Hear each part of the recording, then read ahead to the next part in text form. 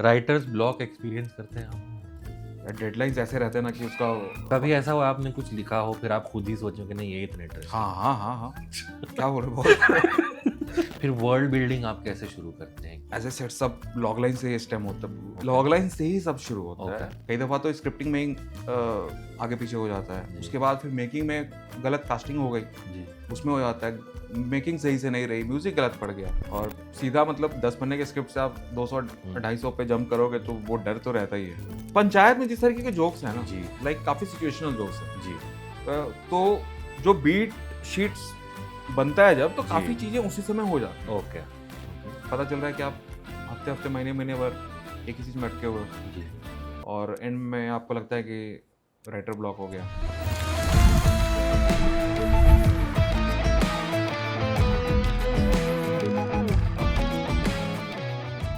Chandan, welcome to the comment section. हम आज थोड़ा सा आपके साथ आपका राइटिंग प्रोसेस जो है, आपके किरदार, आपके आइडियाज़ कहाँ से आते हैं वो जानने की कोशिश करेंगे। जी। पहली बार आपको कब लगा कि भाई मैं राइटर बन सकता हूँ या राइटिंग ऐसी चीज़ है जो मैं करना चाहता हूँ ज़िंदगी में? आई थिंक कॉलेज मेरा 11 में ख़त्म हुआ था और 2 साल मैं शुरू के टेक में था। उस समय एग्जैक्टली नहीं पता था कि राइटिंग करनी है एज सच, बट लगा ऐसा कि आई नीडेड अ चेंज, मतलब कुछ और चाहिए शायद। ये बहुत लंबा, बहुत ज़्यादा देर तक, मतलब बहुत लंबा काम टेक में शायद उतना नहीं कर पाऊंगा मैं। जी। सो 13 के बाद पहला थॉट था कि शायद एड वेड में ट्राई करें, क्योंकि हाँ। फिर जितनी ज़्यादा आप कॉलेज से दूर हो जाओगे ना लाइक हाँ। ईयर वाइज, हाँ। उतना ज़्यादा मुश्किल जी। होते जाता है। So that was the time हाँ। 2013। बट अगेन उस समय भी ये नहीं था कि फिल्म इंडस्ट्री या इधर काम करने का है। सो जस्ट कि या तो एड में जाओ या फिर किसी और सिमिलर जहाँ राइटिंग का स्पेस हो, वहाँ पे जाके एक बार ट्राई करके देखते हैं अच्छा लग रहा है नहीं लग रहा है, हो भी पा रहा है या नहीं। Hmm. So at that time I joined like faking news करके, उस समय एक जी। न्यूज़ पैरोडी वेबसाइट हुआ जी। करती थी। सो उनके लिए मैं कभी कभी ऐसे लिख के दे देता था, वीकेंड वगैरह में लिखता था। सो वहाँ से मुझे फिर जॉब ऑफर एक फुल टाइम आया, क्योंकि उस समय फिर नेटवर्क 18 ने एक्वायर कर लिया था फेकिंग न्यूज़ को और मुंबई पोस्टिंग। अच्छा। एंड दैट टाइम मैं भुवनेश्वर में था, ओके। तो मुझे लगा कि ट्राई करने में कुछ नहीं जा रहा है, अभी कर सकते हैं, बाद में नहीं कर पाऊंगा ट्राई हाँ। एक बार, क्योंकि अगर टेक में भी अगर आप करियर थोड़ा अच्छे से बनाने बढ़ जाओ तो लाइक बहुत स्कोप है जी। चीज़ें करने की। जी। सो मैंने फिर वहाँ से शुरू किया और एक बार वहाँ पे जाके 1-2 साल काम किया, थोड़ा सा लिखने उखने का, थोड़ा सोचने की आदत जब हो गई तो फिर लगा कि अच्छा हाँ शायद इधर थोड़ा, अब थोड़ा सोच समझ करके आगे इधर कदम बढ़ा सकते हैं। एंड उसके बाद फिर 2015 में टीवीएफ आ गया ओके। और उसमें भी अगेन शुरू में स्केचेस और इन सब चीज़ों से शुरू किया, सो दैट कि एटलीस्ट ABCD तो पता चल जाए ओके। कि क्या है। मैं फेकिंग न्यूज़ के तरफ जाना चाहूँगा Yeah. थोड़ा। एक सटायरिकल न्यूज़ वेबसाइट थी फेकिंग जी। न्यूज़। क्या आप when you were growing up satire या पावर का मजाक उड़ाना ये आपके नेचर में था? आपके दोस्त आपके कहते थे कि यार तुझे तो जोक्स लिखना चाहिए, ऐसा कोई माहौल था? नहीं, ऐसा सच कुछ नहीं था कि लोग ओके। कहते थे कि तू कुछ तो सटायर लिख और हाँ। ऐसा ऐसा। हाँ।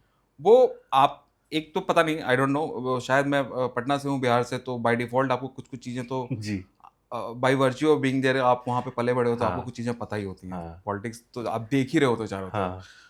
तो पूरा वो लैबोरेटरी है वो।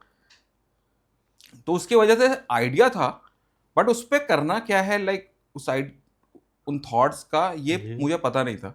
और एक बार जब शायद फेकिंग न्यूज़ में जब प्लेटफॉर्म मुझे मिला तो थोड़ा बहुत फिर मैंने लिखना शुरू किया, like seriously as a career.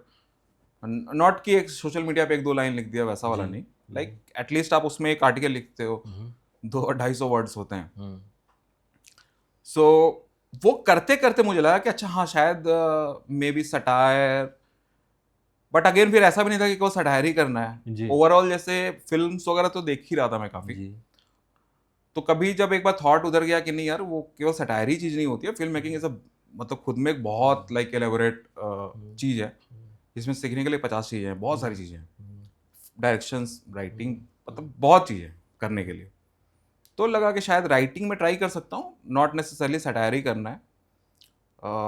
बहुत अलग अलग तरह की राइटिंग स्टाइल्स हैं लोगों के पास, वो सोच के शुरू किया। तो ऐसा कुछ पहले से सोचा हुआ नहीं था कि अच्छा यही करना है, सटायर करना है, हम्म, या फिर कुछ समाज को कुछ हाँ तंज ले लेना है हाँ मेरा वो मेरा मेरा अगला सवाल वही था कि आपके हिसाब से सटायर का ऑब्जेक्टिव क्या होता है कि ठीक है आप जो पावर में हैं उनको आईना दिखा रहे हैं लेकिन फिर क्या? एज ए सेट कि पावर को आईना दिखाना, पता नहीं उस समय मेरे दिमाग में जी नहीं था ये सब, हाँ क्योंकि ये बहुत हैवी हाँ ये हैवी चीजें हैं कि क्योंकि पावर का वर्स्ट फॉर्म हम लोग देख चुके हैं। जी एज ए सेट कि born and border Patna, right तो चारों तरफ आप देख रहे हो, तो जी पावर क्या है उसके, क्या क्या उसके आड़ में लोग करते हैं, वो तो सब दिख ही रहा है। सो उस पर टेक लेना मतलब एक तरीका है राइटिंग का। अदरवाइज भी राइटिंग के लिए मतलब जैसे जैसे मैंने खुद लिखना शुरू किया तो मैं खुद डिस्कवर कर रहा हूँ जी वो चीज़ जी कि पहले, अब आर्ट क्या होता है शायद अभी भी उतना क्लियर मेरे दिमाग में नहीं है एग्जैक्टली। बट हाँ, इंटरेस्टिंग कहानी क्या होती है, कुछ ऐसी चीज़ जो बनाओ जो लोग देख रहे हैं, देख के लोगों को अच्छा लगे। इनिशियल ऑब्जेक्टिव तो यही था, बट जैसे जैसे आप उसमें फिर घुसते जाते हो तो आपको चार और चीज़ें समझ में आनी शुरू होती है। जी आपको खुद भी समझ में आता है कि अच्छा आप राइटिंग क्यों करना चाहते हो। शुरू में तो इसीलिए करना चाहता था क्योंकि मजा आता है करने में। हाँ, शुरू में मैंने हाँ, एज ए सेट की फेकिंग न्यूज़ में जब काम किया, मैंने साल 2 साल तो मैं यही चेक कर रहा था कि मजा कितना आ रहा है, मतलब हाँ, फील आ रही है कि नहीं आ रही, हाँ, क्या मंडे को काम करने को लेकर एक्साइटेड हो आप। जी सो वो सब चीज़ें शुरू में मैं जज कर रहा था, रादर देन कि लॉफ्टी टारगेट्स कि यार कुछ तो देश को बदल देना, हाँ, ठीक है कुछ तो कमेंट कर देना। हाँ, क्योंकि लोगों को देखा है मैंने कमेंट करते हुए, बहुत लोग बहुत चीज़ें बोलते हैं, बोलना बहुत आसान है, जी बट मेरे लिए ज़्यादा अट्रैक्टिव था like the whole craft, got it कि आप कुछ बनाते हो, कुछ लिखते हो, और लोग उसको देखते हैं, हंसते हैं, रोते हैं, चिल्लाते हैं, डरते हैं, वो मेरे लिए ज़्यादा एक्साइटिंग था।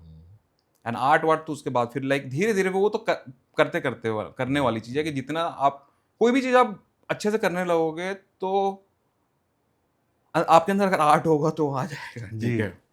आपने कहा शुरुआत में आप इसलिए लिखते थे क्योंकि मज़ा आता था। हाँ, अब क्या जवाब है आपका कि आप क्यों लिखते नहीं हैं? अभी भी आई ट्राई कि वही रहे कि मजा है। वो दिमाग में कुछ ना कुछ जाए कि किसी को संदेश दे देना, अच्छा ठीक है, वो दे दो अच्छी बात है, वो कहीं जी से आ जाए नेचुरली, जी बट अलग से सोच के कि अच्छा मैं संदेश देने जा रहा हूँ, हाँ वो मेरा अब एज ऑफ नाउ तो अप्रोच नहीं है फॉर श्योर। ओके एक बहुत इंटरेस्टिंग चीज़ आपने अभी कही कि आप करते हुए आप रियलाइज़ करते हैं कि आर्ट क्या है। यानी आर्ट लिखने के लिए या आर्ट बनाने के लिए आपको ज़रूरी नहीं है पता हो कि आर्ट क्या चीज़ है। जैसे जैसे आप करें वैसे वैसे वो चीज़ बनती जाए। एक आप मुझे अगर संक्षिप्त में बता सकते हैं कि प्रोसेस कैसा है आपका? जैसे आप पहले स्केचेस लिखते थे, अब आप पूरी पूरी वेब सीरीज़ लिखते हैं। जी, तो पहले आइडिया आता है तो आप क्या पहले किरदार सोचते हैं, पहले प्लॉट सोचते हैं, पहले ड्राफ्ट कैसे होता है? एक आप अगर मुझे बता आई थिंक सकें। पहले तो वो बहुत बेसिक है जो वन लाइनर है जी। कि how exciting is it. Okay. फिर वो बहुत ज़रूरी है क्योंकि एंड ऑफ द डे वही है जो जी, है। जी। आप कुछ भी बना लो, वर्ड ऑफ द माउथ जो लोग कहते हैं कि कोई देख के किस तारीफ किया, किसी को बताया, तो बताते लोग 2 लाइन ही है कि अच्छा इस बारे में कहानी है। तो वो पहला अपना जजमेंट मेट्रिक ये है कि वो सॉलिड होना चाहिए, आपको खुद इंटरेस्ट उसमें होना चाहिए। अगर आपको उसमें इंटरेस्ट नहीं होगा तो आप बाकी लोगों को क्या है उसमें इंटरेस्ट जगा पाओगे। सो वो पहला सबसे जो प्राइमरी चीज़ है वही है कि वो ज़रूरी है। और उसके बाद फिर लाइक कैसे उसको लाइक लॉगलाइन से फिर आगे कैसे बढ़ाया जाए। तो अगेन हर मोमेंट का वही है कि हर लेवल पे यही है कि आप खुद उसके लिए एक्साइटेड रहने चाहिए। जब आप लिख लो तो आपके अंदर वो रहना चाहिए कि आपको सुनाने का मन करे किसी को, भले। कभी ऐसा हुआ आपने कुछ लिखा हो फिर आप खुद ही सोचो कि नहीं ये इतना इंटरेस्टिंग हाँ हाँ हाँ हाँ, क्या बोले बहुत वो तो वही है कि अपना फिल्टर लगाना है उसमें कि जैसे जैसे आप फिर थोड़ा थोड़ा काम करोगे तो आपको रियलाइज होता है कि अच्छा कि सेल्फ की इंडल्जेंट थॉट क्या है और कहाँ पे बाउंड्री ड्रॉ करनी है, ऑब्जेक्टिविटी ओवरऑल कैसे मेंटेन करनी है, कि ऐसा तो नहीं कि केवल मुझे इंटरेस्टिंग लग रहा है। कई दफ़ा वो होता है और उसमें भी कोई प्रॉब्लम नहीं है, केवल आपको भी इंटरेस्टिंग लगे तो। बट चूंकि फिल्म मेकिंग अल्टीमेटली आप बनाते हो लोगों के लिए बनाते हो, तो खुद का इंटरेस्टिंग लगना जरूरी है, लेकिन ये भी जरूरी है साथ में कि अगर थोड़ा सा लोगों को भी इंटरेस्टिंग लग जाए तो आई थिंक कंप्लीट हो जाता है वो। जी। अदरवाइज केवल खुद को इंटरेस्टिंग लगते रहे तो फिर थोड़ा तो पहला इंसान कौन होता डाइसी है है। जिसको आप सुनाते हैं, जिसका या जिनके जजमेंट को आप ट्रस्ट करते हैं कि हाँ, इनको अच्छा लगा तो आगे बढ़ सकते हैं?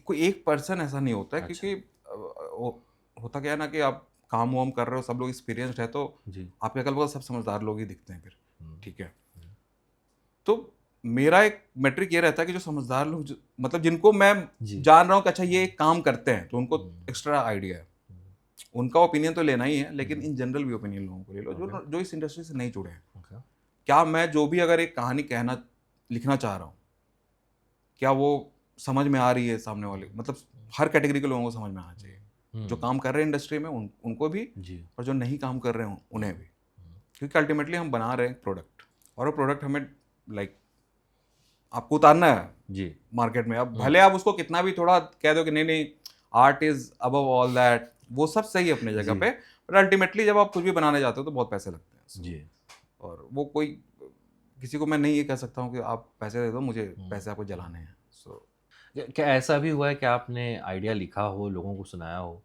कुछ लोगों को पसंद आया हो, कुछ को नहीं, तो फिर आपने सोचा हो कि हाँ, इसको थोड़ा मार्केटेबल बनाया जाए, इसको थोड़ा ऐसा बनाया जाए, ज़्यादा इंटरेस्टिंग बनाया जाए, वो जो है कहाँ, किस स्टेप पे होता है? आई थिंक वो अगर मान लो कि मुझे खुद अपने जजमेंट पे एक है भरोसा कि अच्छा जी। ठीक है, हम्म, मुझे पसंद, मुझे हाँ, सही लग रहा है, हाँ, उसमें फिर सामने जब अब मैं 10 लोगों को बता रहा हूँ, तो हम्म, अगर 6 लोग भी अगर उसके साथ ऑन बोर्ड हैं, हम्म, तो उस पॉइंट ऑफ टाइम पे इनफ होता है वो। ओके, क्योंकि खाली आप लॉगलाइन और समरी तो नहीं है ना, ऑफ वो तो कोर्स, अल्टीमेटली आप पूरा ड्राफ्ट लिखोगे, जी, पूरा स्ट्रक्चर लिखोगे, स्क्रीन प्ले लिखोगे, डायलॉग लिखोगे। हम्म, तो अगर उस पॉइंट ऑफ टाइम पे अगर 5-6 लोगों का 10 में से 50% भी मुझे अगर पॉजिटिव रिएक्शन मिल रहा है, और मैं खुद अपने दिमाग में उस चीज़ को लेकर बहुत एक्साइटेड हूँ, तो आई थिंक उतना मेरे लिए काफ़ी होता है। ओके, और एक बार जब फाइनली जब पूरा का पूरा जब चीज़ बन के आती है, तो ऑटोमेटिक उससे फिर ऊपर ही होता है। ओके, 5 है तो शायद फिर 7 हो जाएगा, 8 हो जाएगा। जी। फिर वर्ल्ड बिल्डिंग आप कैसे शुरू करते हैं? किरदार बनाना, उस दुनिया को बनाना? एज ए सेट सब लॉगलाइन से ही स्टेम होता है, ओके, लॉगलाइन से ही सब शुरू होता ओके, है। एक जो चीज़ फॉलो कोशिश करता हूँ मैं फॉलो करने की, वो ये कि जो भी चीज़ आप कॉन्फ्लिक्ट क्रिएट करो, कैरेक्टर्स क्रिएट करो, इंटरेस्टिंग होना चाहिए, ईज़ी टू फॉलो होना चाहिए, ओके, प्लस साथ में इमोशंस जो भी हैं, हम्म, क्योंकि अल्टीमेटली सब इमोशन का ही गेम है फिल्म जी, मेकिंग। कि अगर आप कॉमेडी लिख रहे हो, किसी को हँसी नहीं आ रही है, आप जी, हॉरर लिख रहे हो, किसी को डर नहीं लग रहा है, जी, कुछ आप पूरा फैमिली होलसम चीज़ कुछ लिख रहे हो, किसी हम्म, के आँखों में 2-4 आँसू नहीं आ रहे हैं, हम्म, तो फिर पर्पस थोड़ा डिफीट हो जाता है। हम्म, सो मीटर वही रहता है कि यार अगर जिस इंटेंट के साथ लिख रहे हो, वो इंटेंट अचीव हो एटलीस्ट ऑन पेपर, हम्म, क्योंकि उसके बाद भी गड़बड़ होने के बहुत चांसेस रहते हैं। हम्म, कई दफ़ा तो स्क्रिप्टिंग में ही आगे पीछे हो जाता है, जी, उसके बाद फिर मेकिंग में गलत कास्टिंग हो गई, जी, उसमें हो जाता है, मेकिंग सही से नहीं रही, म्यूज़िक गलत पड़ गया, तो इतने सारे लेवल पे चीज़ें गलत जा सकती है। तो उस समय लगता है कि यार बेस्ट किस एटलीस्ट स्क्रिप्ट जो वो तो सॉलिड होनी चाहिए। हम्म, तो वो एक दिमाग में रहता है कि यार वो फेल प्रूफ जितना बना सको उतना बेटर है। अगेन क्या मेट्रिक होगा फूल प्रूफ करने का उसको? उसका कोई मैट्रिक नहीं है, आपका अपना पर्सनल जजमेंट है वो, ओके, लाइक अल्टीमेटली आपकी खुद की जो ऑब्जेक्टिविटी है, जी, वो बहुत ज़्यादा मैटर करती है। वो पंचायत रिलीज होने के बाद लगता है ऑब्वियस, जी, लेकिन जब वो प्री प्रोडक्शन फेज या उसके पहले स्क्रिप्टिंग फेज में थी, तो हाँ, सब कुछ सबको ऑब्वियस नहीं लग रहा होता है। जी, कई लोगों को अगर बहुत ज़्यादा कुछ नया हो गया, तो लोग तो उससे भी डरते हैं ना थोड़ा, कि यार हम्म, पता नहीं हम्म, कितने लोग इसको देखने में इंटरेस्टेड रहेंगे। हम्म। तो उस समय अपना सेल्फ कन्विक्शन बहुत ज़्यादा मैटर करता है। ये कन्विक्शन राइटर कहाँ से लाता है? क्योंकि कई सारे, हर किसी के पास एक लगता है उसके पास कहानी है, कई लोग नहीं उसको लिखते हैं क्योंकि उनके उनके अंदर कन्विक्शन नहीं होता है। तो ये राइटर का कन्विक्शन कहाँ से आता है? या आप कहाँ से उसको लाते हैं? वो पता नहीं कहाँ से लाते हो, but I think test test करके एक जो चीज़ होती है ना, कि जी, आपका क्या टेस्ट क्या है, लाइक हुँ, उस पे भरोसा आपको रखना चाहिए। ओके, और थैंकफुली मुझे अपना थोड़ा-सा अपने बारे में जो पता है कि नॉर्मली हुँ, जो अच्छी वेल मेड फ़िल्म्स होती हैं, जो एक्चुअली जो अच्छी वेल मेड है, जो हुँ, पसंद आती है लोगों को, वो मुझे पसंद आता है। तो मेरा कुछ मतलब मेनस्ट्रीम है मेरा अपना पर्सनल टेस्ट। जी, हाँ, उसमें अब मेनस्ट्रीम में भी लाइक बहुत अलग लेवल ऑफ सोफिस्टिकेट जी, अच्छी कहानियाँ बनाते हैं। हुँ, स्पीलबर्ग अगर बना रहे हैं, हुँ, अगर इंडियाना जोन्स ले लो, हुँ, जॉज ले लो, हुँ, आप ब्रेकिंग बैड ले लो, आप हुँ, शोले ले लो, आप हुँ, डीडीएलजे ले लो, there are range of stories. Yes. और जो अच्छी कहानी होती है, भले आपको पर्सनली कुछ पसंद आए या दो चीज इधर लग जाए उधर लग जाए, बट जो अच्छी कहानी होती है वो समझ में आ जाती है कि अच्छी कहानी है। जी। तो आई थिंक वो अपना खुद का सेंसिबिलिटी डेवलप करना आई थिंक सबसे ज़्यादा जरूरी है, बहुत ज़्यादा जरूरी है। ओके। क्योंकि राइटिंग ऐसी चीज़ है ना कि एक बार आप गलत एक्शन में बढ़ गए और अगर कुछ नया है तो कई दफ़ा सामने ओपिनियन देने वालों को भी नहीं पता होता है कि, क्योंकि उसको भी दिख नहीं रहा है जी। तो आप जितना कन्विक्शन से दिखाओगे उतना ही कन्विक्शन उतना ही उसे दिखेगा। जी। तो वो एक पर्सनल टेस्ट या क्या डेवलप करना आई थिंक वो बहुत ज़रूरी है।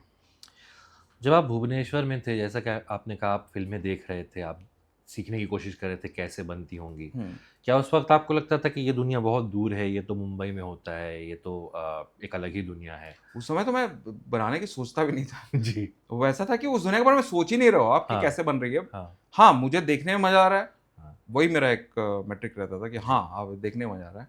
कैसे बन रहा नहीं बन रहा उसमें तो मैं सोचता भी नहीं था। वो यहाँ टीवीएफ आने के बाद फिर शुरू हुआ। जब एक बार कूद गया मैं इधर, उसके बाद फिर कि अच्छा ये अच्छा ये ऐसे बनता, अच्छा ये ऐसे होता है, ओके ऐसे जज करते हैं। तो वो सब आने के बाद पहले तो ये सब दिमाग में नहीं चलता था कि कैसे बनता है नहीं बनता। क्या आपने कुछ किताबें पढ़ी, स्क्रीन प्लेस पढ़े, कैसे आपने ज़्यादातर देखने का ही था, देखना और उसको उसके बारे में सोचना या वो काइंड ऑफ ओवर थिंक करना, वो ज़्यादा बड़ा रोल प्ले करा है मेरे लाइफ में। ओके। बुक्स में I think save the cat के कुछ पेजेस पढ़े हैं मैंने, ओके। कुछ जी। पेजेस, बट उतना ही है। बाकी देखने का है कि आप अच्छा। कैसे देख रहे हो, और एक चीज जो जो पसंद आ जा रही है वो एक बार देखो, बार बार देखो। जैसे जैसे आप थोड़ा काम करते करते आप like actually when you gets your hand dirty Yeah, in the yeah. Work, उसके बाद आपको थोड़ा समझ में आना शुरू होता है कि अच्छा पुरानी चीज़ों को ही आप देखोगे तो आप एक अलग लेंस से देखते हो। क्योंकि मुझे ये सीन में मजा आ रहा था तो अगली बार जब देखते हो तो लगता है कि अच्छा अब मुझे समझ में आ रहा है कि क्यों मजा आ रहा था मुझे ये देखने में। अच्छा ऐसा हुआ इसलिए ऐसा लग रहा था। तो देखने का जो लेंस है, जैसे जैसे आप काम करते हो वैसे वैसे वो बेटर होता जाता है। ओके। एंड आई थिंक मेरे लिए वो काफ़ी हेल्पफुल रहा है मेरी पर्सनल करियर में। जब एक राइटर के बारे में हम सोचते हैं तो एक इमेज आ जाती है, एक इंसान है जो रात के अंधेरे में एक बल्ब के नीचे फ्यूरियसली टाइप कर रहा है या लिख रहा है, और वो हमारे या मेरे दिमाग में तो एक इमेज ये है कि उसको एक फ्लड ऑफ थॉट्स आते हैं और वो जो है पूरा का पूरा एक पेपर पे छाप देता है। लेकिन जब मैं राइटर से बात करता हूँ तो अक्सर मुझे वो कहते हैं कि नहीं, ये इंस्पिरेशन जो है कहीं भी स्ट्राइक हो सकती है, आप अक्सर आपका दिमाग जो है वो काम करता रहता है। आपका क्या एक्सपीरियंस है? आप इंतज़ार करते हैं कि आपके दिमाग में चीज़ें फॉर्म हो जाएं और फिर आप उसको एक डंप कर देते हैं, या एक स्टेप बाय स्टेप प्रोसेस है कि कंसिस्टेंटली उसको? इनिशियली आई थिंक मोस्ट शुरू का सबसे ज़्यादा टाइम नोट्स मेकिंग में ही जाता है। ओके। कि दिमाग में जब तक थोड़ा क्लियर ना हो जाए तब तक ड्राफ्ट पे नहीं जाता हूँ मैं। जी।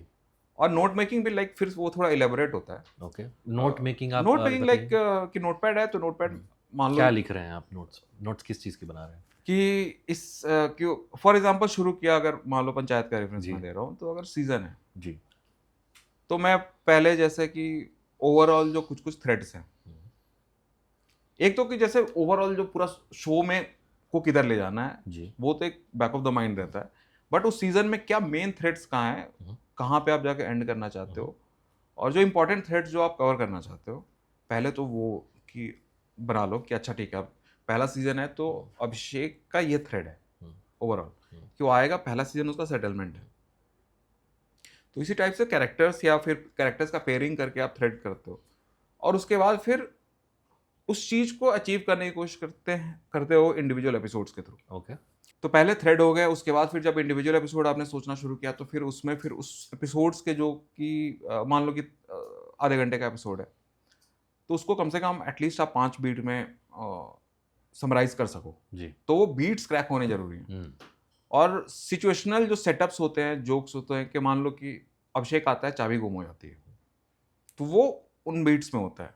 एंड अगेन फिर उसी पे फिर बिल्डअप करते हुए 4-5 बीट्स में अगर वो कहानी बन जाती है तो एक एपिसोड बन जाता है। Okay. And I think film में भी वही फंडा जाता है कि आप लॉगलाइन से शुरू करते हो, फिर लॉगलाइन के बाद फिर एक ओवरऑल आप एक्ट 1, एक्ट 2, एक्ट 3 चलो जरूरी नहीं है कि आप उस चीज को फॉलो करो जो किताब में नियम बताए गए हैं, लेकिन अगर आप नहीं भी करोगे तो बैक ऑफ द माइंड उसके अगल बगल तो रहता ही है, वो जी। एक्ट में आप डिस्ट्रीब्यूट कर ही देते हो जी। किसी न किसी तरीके से। भले आप उसको बोल के ना करो कि अच्छा मैं इसे एक्ट 1 बोल रहा हूँ, एक्ट 2 बोल रहा हूँ, लेकिन एक एक रफ तो वैसा ही रहता है। तो पहले वो आप ब्रेक करते हो कि अच्छा ठीक है, इस एक्ट में ये होगा, इस एक्ट में ये होगा, मिड बिगिनिंग में ये होगा, मिड में ये होगा, एंड में ये होगा, हम्म। और फिर उसको फिर एक इंटरेस्टिंग सीक्वेंसेस, सीन सीक्वेंसेस से आप अचीव करने की कोशिश करते हो। ओके। सो ये काम पहले मतलब पहले मैं नोट में करता हूँ, जी जी। और एक बार जब नोट आ जाता है तो फिर इनफ आ गया मेरे पास, अगर 1 पेजर आ गया एपिसोड का, उसके बाद फिर ड्राफ्ट। हाँ ड्राफ्ट। ये कहावत है, the first draft is for your self Yeah. And then subsequent draft जो है वो और इम्प्रूव होते जाते हैं, हम्म। कंसाइज होते जाते हैं। कितना आपको लगता है ये सच है, या फर्स्ट ड्राफ्ट जो होता है आपका, इज इट टू इलेबोरेट, और या क्योंकि आपने इतने नोट्स लिए हैं, एक चौड़ा चौड़ा जो स्ट्रक्चर है वो आपके सामने एक आ जाता है कि हाँ ये है एपिसोड स्ट्रक्चर। अगर आप लाइक डायरेक्ट ड्राफ्ट पे जाते हो जी तो उस केस में रिपीटेशन के चांसेस बढ़ जाते हैं, क्योंकि आप फिर ना फ्लो में लिख रहे हो, जी। तो एक बार अगर गलती कर बैठे हम्म। तो फिर उसको फिक्स करने के लिए काफ़ी चीज़ें चेंज करते हो, जी। क्योंकि आप सीन्स, एक्शन, डायलॉग सब लिख रहे हो उसमें।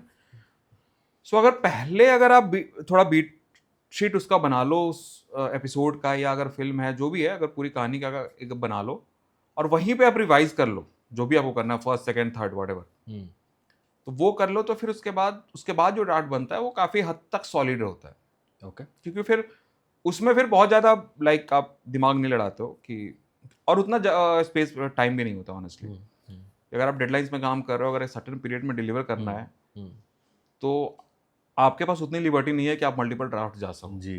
वो तब होता है जब आप पहले से ही आप ठीक है, अपने लिए 2-3 साल ब्लॉक कर लिए, आप ड्राफ्ट पे ड्राफ्ट लिख रहे हो, तो उस केस में ये पॉसिबल है, और उसमें कोई बुराई भी नहीं है। बट जिस तरीके के टाइमलाइंस में हम लोग ऑपरेट करते हैं उसमें वो लग्जरी बहुत ज़्यादा है नहीं। जी। जब आपने शुरुआत की, जैसे आप टीवीएफ में आए, you started by writing sketches, sketch से लॉन्ग फॉर्म में जब ट्रांजिशन हुआ, जी। तो कैसा रहा था वो आपके लिए, कि अब तक तो आप 3, 5, 10 मिनट के स्केचेस लिख रहे थे, अब आपको एक एपिसोड लिखना है, एक फिल्म लिखनी है, तो अगेन वो कन्विक्शन कहाँ से आता है? बहुत डर लग रहा था उस समय तो, लाइक वैसा कि स्केच तो चलो 1-2 दिन आप करते हो, हाँ। टर्न अराउंड टाइम कम होता है, हाँ। खर्च कम होता है उसमें। बट जब शो है तो पूरा like you are making literally 4 hours of content, 4 से 4.5 घंटे का आप शो बना रहे हो, एक सीजन बना रहे हो, और सीधा मतलब 10 पन्ने के स्क्रिप्ट से आप 200-250 पे जंप करोगे, तो वो डर तो रहता ही है। और शुरू में लगना भी चाहिए, लाइक उसमें कोई बुराई नहीं है, क्योंकि उसी डर में आप फिर ना बहुत सारी चीज़ें सोचते भी हो। करेक्ट। तो इन अ वे वो काइंड ऑफ कैटलिस्ट का काम करता है। ओके। हाँ, लेकिन उस समय मतलब अपने आप को संभाल के रखो, ऐसा ना हो कि आप उसमें लॉस्ट ना हो जाओ, स्ट्रक्चर्ड तरीके से आगे बढ़ो। पहला शो मेरे लिए था, तो मैं काफ़ी सिलेक्टिव था चीज़ों को करने में, क्या इंक्लूड करना नहीं करना। थॉट्स तो बहुत सारे आते हैं, बट कितने रखने हैं, कितना नहीं रखना है, ओवर राइट नहीं करना है, बहुत तरह की चीज़ें दिमाग में चल रही थी। बट चूंकि पहले मैंने कुछ बनाया नहीं था शो, तो डर था, लेकिन उसके वजह से एक ये भी था कि okay, I have nothing to lose. Right. तो दोनों चीज़ प्ले आउट करती हैं साथ में, और उसी डर, निडर, इग्नोरेंस और डर के मिक्स में आप कोशिश करते हो कि सधे पाँव से थोड़ा चलो, आगे बढ़ो, और 1 step at a time, 1 episode at a time, 1 track at a time.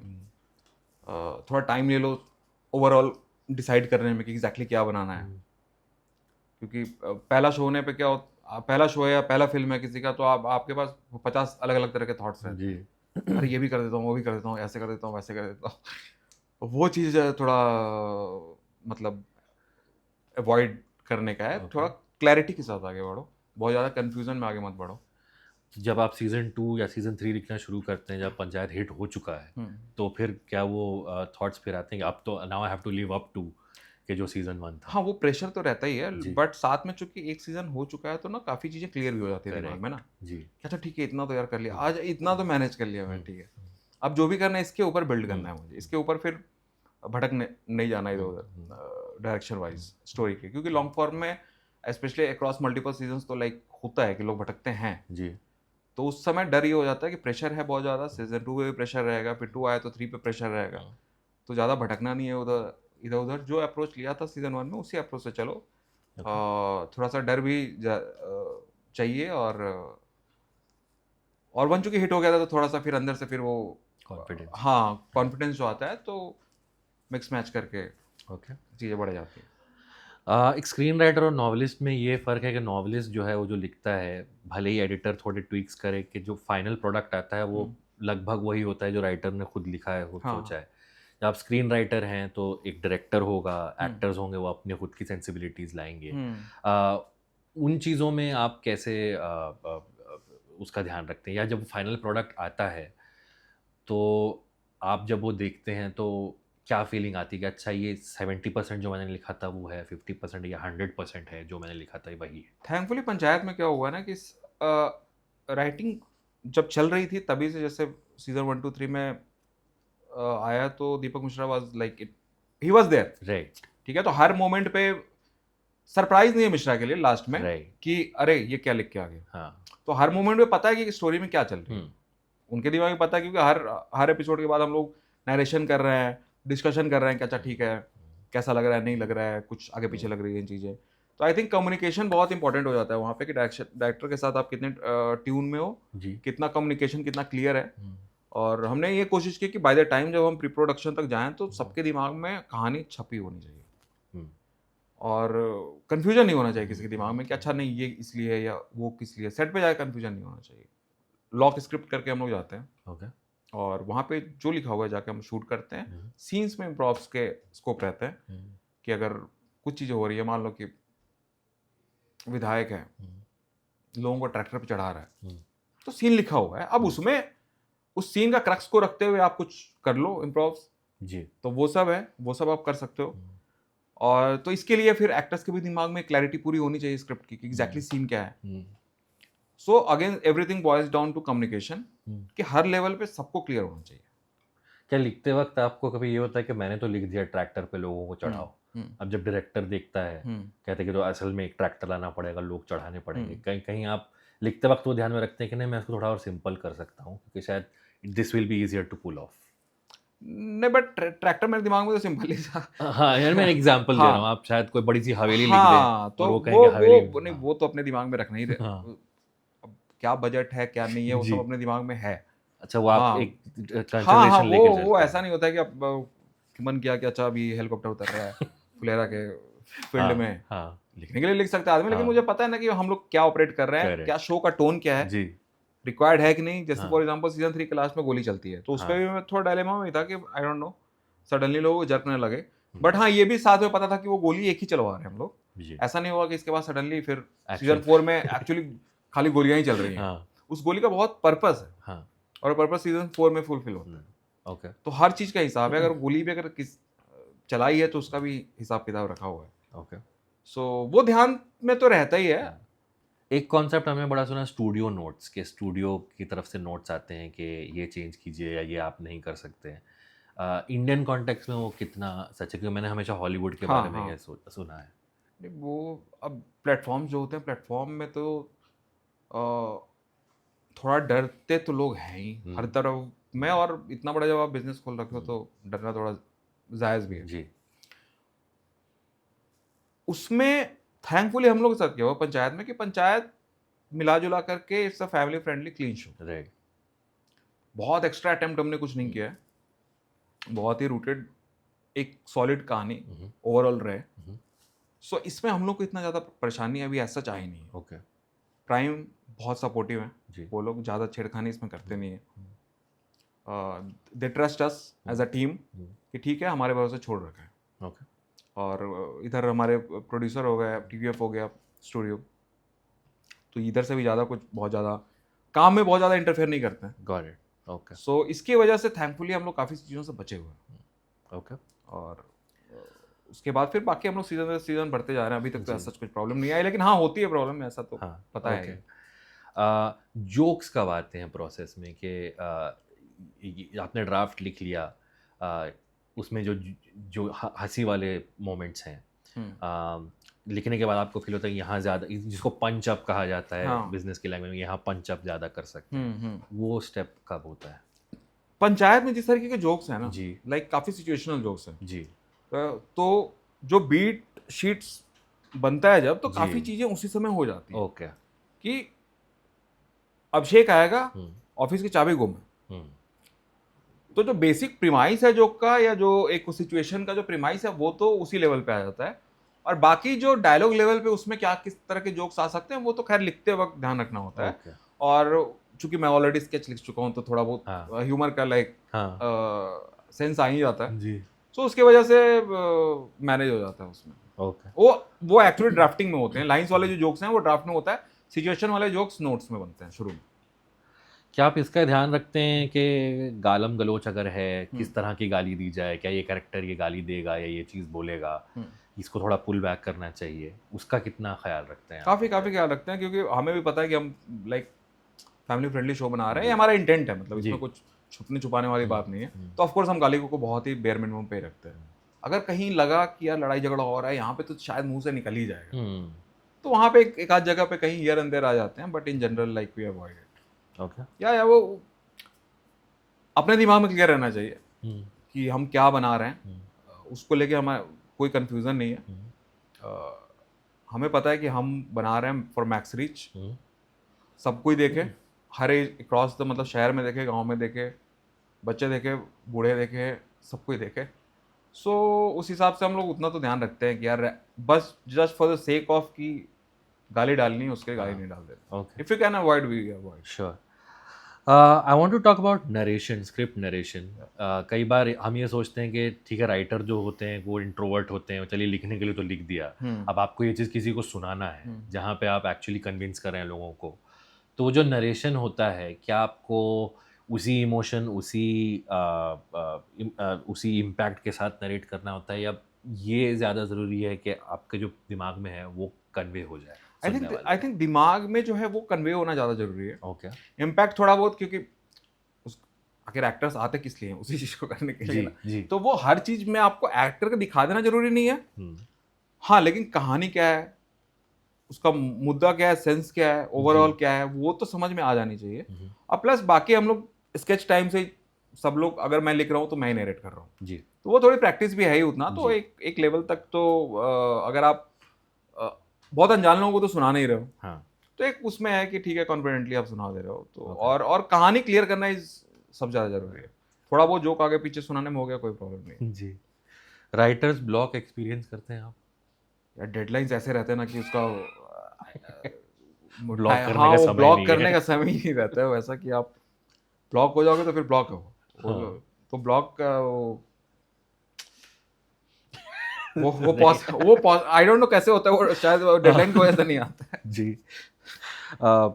मेरा नेक्स्ट क्वेश्चन थोड़ा इससे थोड़ा बहुत रिलेटेड है कि अगेन राइटर की इमेज हम सोचते हैं तो ऐसा एक बंदा या बंदी हो जो बहुत टॉर्चर्ड है, जिसके जिसके दिमाग में बहुत सारी चीज़ें चल रही हैं, लेकिन वो लिख नहीं पा या बता नहीं पा रहे, एक्सप्रेस नहीं कर पा रहे हैं। उसका एक ऑपोजिट ये है कि भाई राइटिंग जो है वो किसी और काम की तरह है। आप 9 बजे ऑफिस आते हैं, 5 बजे निकलते हैं, तो उसी तरह का आप हर जगह रूटीन की तरह उसको अगर फॉलो करें तो लिखना इतना मुश्किल नहीं है। उसमें आप कहाँ फॉल करते हैं मैं कि? कोशिश करता हूँ कि थोड़ा सा रूटीन वे में रहे तो बेटर है। हम्म, ऑल्दो मेरा कंप्लीट वैसा नहीं रहता कि एकदम रूटीन से ही है, जी बट एक एक सेंस ऑफ रूटीन देने की तो कोशिश करता हूँ डेफिनेटली मैं ओके। उसे। कोई वर्ड काउंट है या पेज काउंट है जो आप हिट नहीं नहीं, करने की पेज कोशिश काउंट करते नहीं है, जस्ट कि कितने एक्साइटिंग थॉट्स कितने हैं, हैं? ओके। कुछ अच्छा वर्थवाइल, कुछ अगर एक दिन में अगर कुछ भी वर्थवाइल आ जा रहा है तो आई थिंक उतना एनफ होता है। ऐसा होता है आप लिख के आपको लगता है आज अच्छा एक कुछ लिखा है, अपने आप को एक ट्रीट दी जाए? हाँ, किसी किसी दिन लाइक कुछ कुछ अच्छा क्रैक हो जाता है जो जनरली बहुत अच्छा लगता है, जी। जिसको सुनाने को लेके बहुत ही बेचैन रहता है बंदा कि यार सुनाना है ये, लोगों को किसको बताओ, हम्म, सुनाओ। हम्म, तो वैसे मोमेंट्स होते हैं, हम्म, बट बाय एंड लार्ज चूंकि आप फ्रॉम द स्क्रैच आप देख रहे होते हो ना, तो बहुत ज़्यादा लिखते लिखते बहुत ज़्यादा एक्साइट हो पाना मुश्किल होता है। हम्म, बट समझ में तो आ जाता है कि अच्छा ठीक है, ये कुछ अच्छा है, ये कुछ अच्छा क्रैक हुआ है। एंड ओवरऑल आई थिंक थोड़ा सा रूटीन वे में अगर चीज़ें हो तो बेटर रहती हैं ओके ओवरऑल। ओके। अदरवाइज भटकने के चांस राइटिंग में टाइम कैसे निकल जाता है पता नहीं चलता है। जी। आपको लगता है कि आप सोच रहे हो, कुछ देख रहे हो तब भी सोच रहे हो, नहीं देख रहे हो तब भी सोच रहे हो, लिख रहे हो, ज़्यादातर टाइम आपका सोचने में जाता है। टाइपिंग टाइम एक्चुअली कम होता है, टाइपिंग टाइम बहुत ज़्यादा नहीं होता है। जी। क्योंकि एक बार आपके दिमाग में कहानी क्लियर हो जाती है तो फिर ईज़ी होता है लिखना। सो वो उस स्टेज में जब जब आप क्लैरिटी वो ले रहे होते हो, उस स्टेज में आई थिंक ज़रूरी है कि टाइम कैसे बढ़ रहा है, आप कैसे टाइम एलोकेट कर रहे हो, क्योंकि लॉस्ट होने के उसमें चांसेस काफ़ी बढ़ जाते हैं। ओके। पता चल रहा है कि आप हफ्ते-हफ्ते, महीने-महीने भर एक ही चीज़ में अटके हुए हो जी। और एंड में आपको लगता है कि राइटर ब्लॉक हो गया। बट इसलिए उस फेज़ में काफ़ी ज़्यादा ध्यान रखना पड़ता है कि आप लॉस्ट ना हो जाओ। ओके। रिसर्च के बारे में एक ज़रा सा बता दीजिए कि कितनी आप, चलिए आप लिख रहे हैं वो चीज़ें या वो दुनिया जो आपको पता है, लेकिन कहीं कोई ऐसा एक एस्पेक्ट आ गया जिसके बारे में शायद आपको नहीं हो नॉलेज, तो रिसर्च पे आप कितना वक्त स्पेंड करते हैं या किस तरह का प्रोसेस फॉलो करते हैं रिसर्च रिसर्च मोस्टली पंचायत के केस में शुरू में करा था, जो Okay. जब जब इनिशियल वर्ल्ड बिल्डिंग चल रही थी कि कुछ बहुत ज़्यादा इधर-उधर ना कर दें। और रिसर्च बहुत इंपॉर्टेंट होता है अगर आप वैसी चीज़ के बारे में लिखना चाह रहे हो कि जिसके बारे में आपको कुछ नहीं पता है, जी। तो डेफिनेटली वहाँ बहुत ज़्यादा रिसर्च हाँ, चाहिए। हाँ, थैंकफुली इसमें कुछ-कुछ चीज़ें मुझे ऑलरेडी पता थी। जी। थोड़ा बहुत रिसर्च किया तो एक बेसिक क्लैरिटी आ गई थी दिमाग में, और उसके बाद तो फिर as I said it's fiction. या तो फिक्शन है फिर, यू तो कैन टेक फिक्शन, हाँ, तो liberty. You can take liberty या जहाँ आपको मन कर रहा है। एक दिमाग में आपके एक टाइमलाइन चलता है, the amount of time spent in the fiction of the story that you are writing, कि ये कहानी जो है इतने महीनों के दौरान हुई है, इतने दिनों के दौरान हुई है, ऑफ कोर्स। ये मौसम होगा, हाँ, हाँ, हाँ, हाँ। तो वो आप कैसे डेवलप होता है आपके दिमाग में? वो जैसे कि अगर कॉलेज खत्म होने के बाद कोई जॉब ज्वाइन करने जा रहा है जी। तो एक दिमाग में है कि अच्छा ठीक है, शायद उस समय गर्मी-वर्मी टाइप हो। जी। अभी जैसे लास्ट सीजन में जब कैट का एग्जाम देने गया था तो अराउंड दिसंबर एग्जाम होता है। तो अगर आप देखोगे तो उसमें फिर विंटर वाले कपड़े-वपड़े कपड़े और ये हैं, सब चीज़ें जी, हैं। जी, जी। तो एक दिमाग में वो तो रहता ही है कि अच्छा किस टाइमलाइन में प्ले हो रहा है ओके। और कितना टाइम बीत चुका है इससे आए हुए। Okay. भले हम वो एक्सप्लिसिटली हर जगह नहीं बोलें कहानी में, सीन में, बट अपने दिमाग में हो, पता हो तो बेटर होता है। उसकी वजह से अब कभी हम शो में देखते हैं कि गर्मी वाले कपड़े पहन रखे हैं, कभी विंटर के कपड़े हैं, तो वो सब वेरिएशन आता है, दिन है, रात है, हाँ। सीन आप दिन में सेट कर रहे हो, रात में सेट कर रहे हो, वो भी एक राइट बैलेंस होना चाहिए। हाँ। मौसम चेंज होता है तो लोगों को भी एक ओवरऑल सीजन में फील आता है कि अच्छा जी। हाँ, कि टाइम गुजर रहा है। हाँ। तो ये सब चीज़ें ज़रूरी हैं थोड़ी सी। कभी ऐसा हुआ इम्पैक्ट के लिए आपको बिजली चमकाना है बैकग्राउंड में, और फिर ये होता है कि ये तो बारिश का मौसम नहीं है, यहाँ पे कैसे बिजली चमकेगी? अभी तक तो नहीं ऐसा चाहा है, बट आई थिंक हाँ, सिचुएशन पड़ने पे तो डेफिनेटली कि अगर गर्मी का दिन है और अगर नहीं, बट अगर वहाँ पे अगर जेन्युइनली लग गया हाँ, कि बिजली कड़कानी है तो उतनी वो तो गर्मी में क्रिएटिव, हाँ, एग्जैक्टली। कभी-कभी बारिश तो हो ही जाती है ना। ओके। तो अंत में सर, ये क्वेश्चन हर राइटिंग वाले इंटरव्यू में पूछा जाता है, कोई अगर लिखना चाहता है, कोई अपना करियर बनाना चाहता है थ्रू स्क्रीन राइटिंग, हाँ। तो आप क्या उनको सलाह देना चाहेंगे?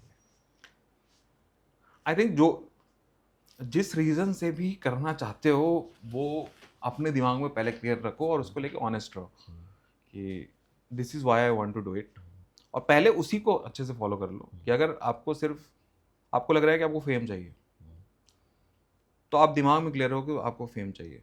फेम कैसा आएगा? अच्छा लिख के आएगा। तो मिला जुला के जितने भी रीजन है सब उसी तरफ पॉइंट करते हैं कि आपको जी। अच्छा लिखना है। That's the core. आप फेम के लिए कर रहे हो या actually you are interested in art, तो फिर उसके लिए करो। अगर आपको in general as a craft उसमें आपको इंटरेस्ट है कि यार this is a very like powerful medium, right. तो फिर उसी दिमाग से फिर घुसो, लेकिन अच्छा लिखना जरूरी है। अब अच्छा कैन लिखने it be a combination of all of them, कि आपको वो सबके लिए अलग अलग होता है। किसी के जी। दिमाग में कुछ चल रहा है, किसी के दिमाग में कुछ चल रहा है, तो जी। सब लोग सेम मीटर में नहीं होते हैं। दैट्स व्हाई जी। सब अलग अलग लिखते हैं। हाँ। कि सेम कहानी आप 4 लोगों को दे दो, 4 अलग अलग तरीके से लिखते हैं लोग।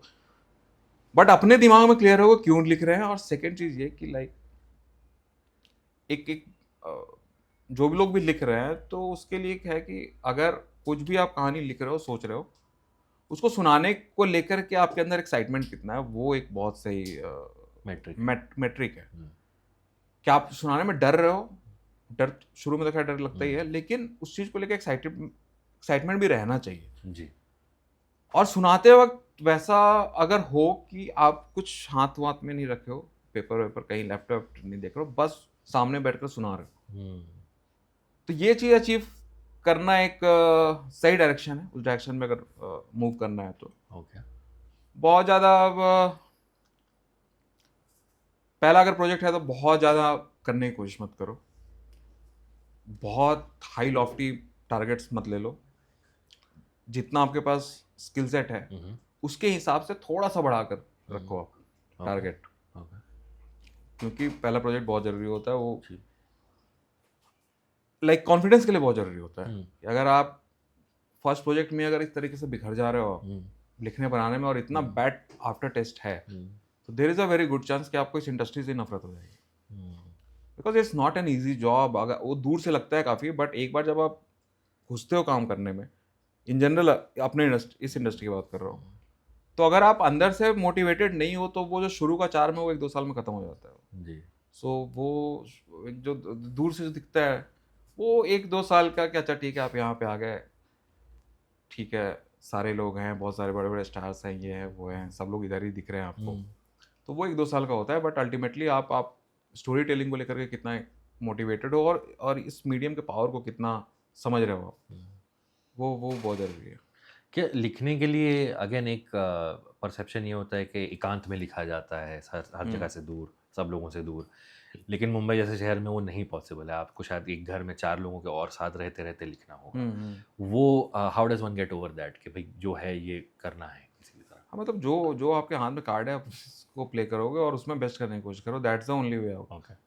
और आपको शांति से लिखना है तो यहाँ लिखो या फिर अपने घर चले जाओ, आप वहाँ पे बैठ के लिखो, मतलब मुंबई से बाहर अगर जी कहीं जी। आप हो वहाँ हाँ चले जाओ। हाँ हाँ और अगर यहाँ पे अगर इसी भीड़ में कई लोगों को यहाँ के भीड़ भाड़ ही पसंद है, हाँ। तो वो है तो फिर तो बेस्ट का सिनारियो आपके लिए। ओके। एक आखिरी चीज़ मैं पूछना चाहता हूँ कि एक अंग्रेजी में इसको कहा जाता है इम्पोस्टर सिंड्रोम, कि जब आप लिख रहे हैं, अच्छा आपको तारीफ भी मिल रही है, आप हायर भी हो रहे हैं, लेकिन अंदर से आपकी एक आवाज़ आती है कि नहीं यार मैं ये सब डिज़र्व नहीं करता हूँ। और राइटर्स में ये बहुत होता है कि वो अच्छा लिखने के बाद भी सोचते हैं कि यार ये क्या हो रहा है मेरे साथ, इतनी अच्छी चीज़ें क्यों हो रही हैं। उस how does one get over that?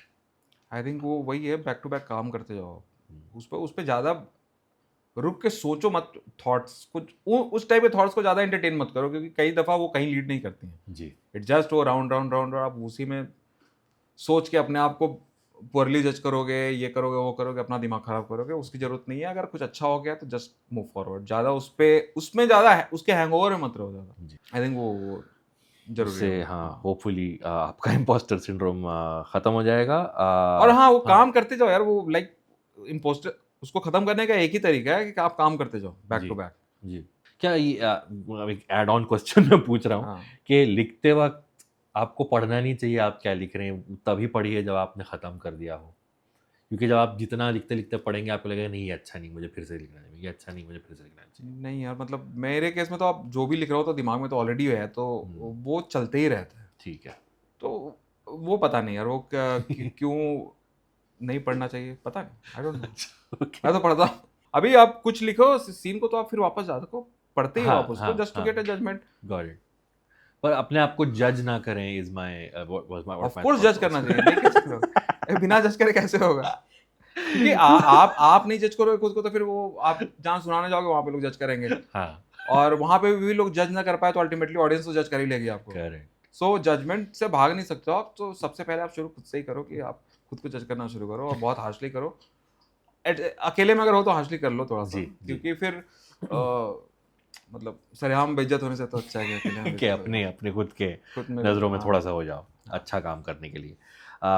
Chandan thank you so much, आपने बहुत सारी थैंक यू बस। जो कंसेप्शंस मिसकंसेप्शंस है राइटर्स के बारे में वो आपने क्लियर किया। Congrats once again on Panchayat season 4, thank you. और आपको 40-45 और जितने सीजन हो सकें आप आपके आते रहें, और we will look forward to a lot more work from you. Thank you so thank you, much. Thanks बस। Hi, I'm Chandan Kumar, writer of Panchayat. Please like this video and subscribe to the comments.